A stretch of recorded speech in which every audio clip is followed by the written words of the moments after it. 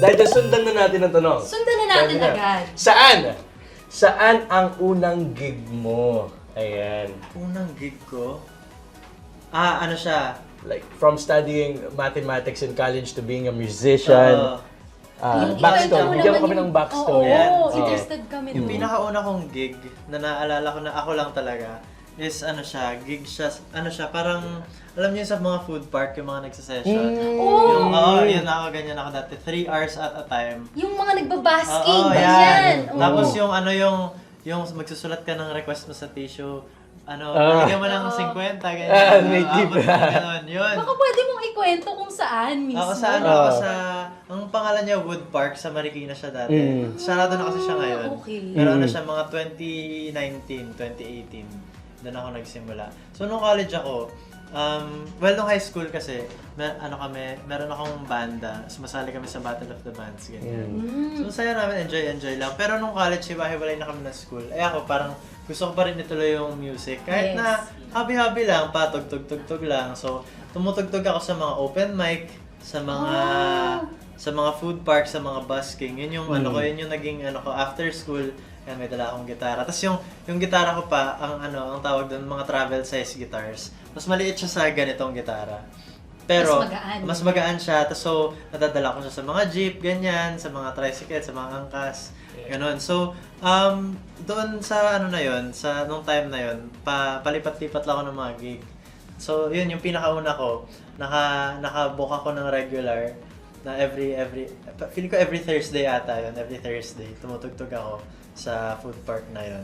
Ang saya niyang experience. Kahit na, alam mo yun, hindi ka naman, kung gusto mo kumita, hindi yun yung masyadong, alam mo yun, pero you just love to do it. So, hindi masyadong importante yung pera at that point. Happy ka na magawa mo basta kasi nagagawa ko passion. lang. Yes, Imagine mismo. from food park ngayon, nagtatop ng chart. Totoo, di ba? The Kasi humble if you beginnings. keep doing what you love, di ba? Mm. Mamaya ibibigay din sa'yo ni Lord yung tama mong time. Yeah, step by the step. Yes, step by the step. ka din, Yeah. di ba?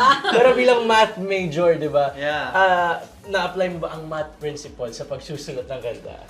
Feeling ko, Grabe yung tanong na yun, ha? Sige. feeling ko, hindi yung mismo math principles, but the discipline of studying math. Wow. Yun yung parang na-apply ko dito sa music ko. Kasi gusto ko rin, hindi siya yung typical day job na, okay, alas 8 pasok ako ng trabaho, alas 5 uwi na ako. Parang wala kang set schedule kapag ka nasa entertainment industry ka, diba? So, gusto ko lang na nadidisiplina ko yung sarili ko, na nakuha ko nga sa pag-aral ng math. So, disiplina, meron akong time for writing songs, time for exercising, time for chores, ganyan. So, para nakaplansya pa rin yung araw ko kahit paano na magulo ang schedule ng entertainment industry. The discipline of Discipline staying talaga. consistent, having your own schedule, yung mga systems ba, di ba yung sinasabi Sa nila? disiplina natin talaga makukuha. Tsaka talagang, you really get to achieve something with a system. Kaya daming alam! Pero ito na nga, pumunta na tayo sa ating next question. Kailan mo naisulat ang unang kanta mo?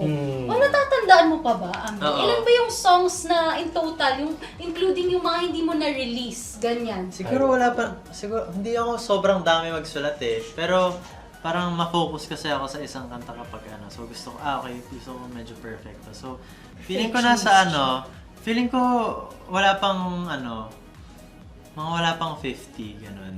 So medyo konti lang din. I mean, meron akong mga kilala, mga 200 plus na yung nasulat nila, ganyan.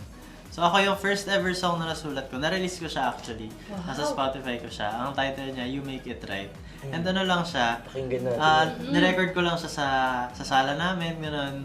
And ayun, parang doon nag-aral lang din ako. Independent pa kasi ako noon.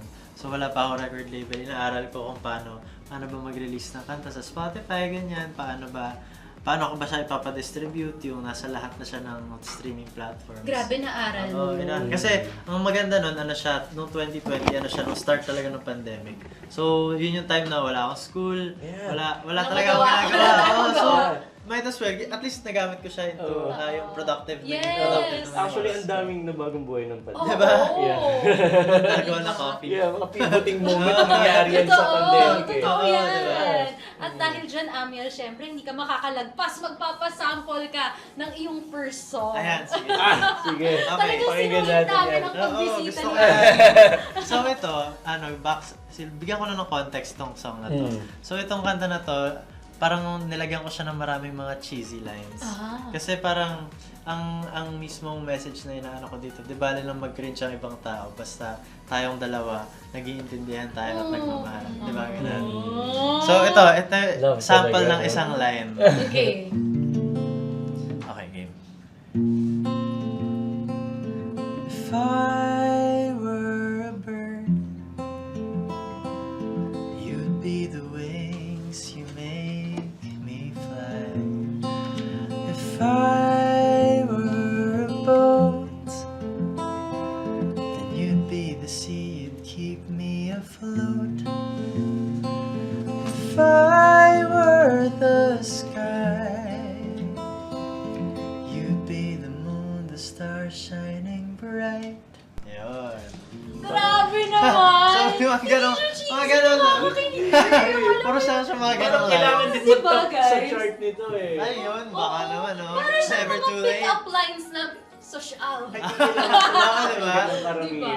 Ang deep. Para siyang pick-up line na so deep and put into a song. Salamat. Ang ganda, napakaganda.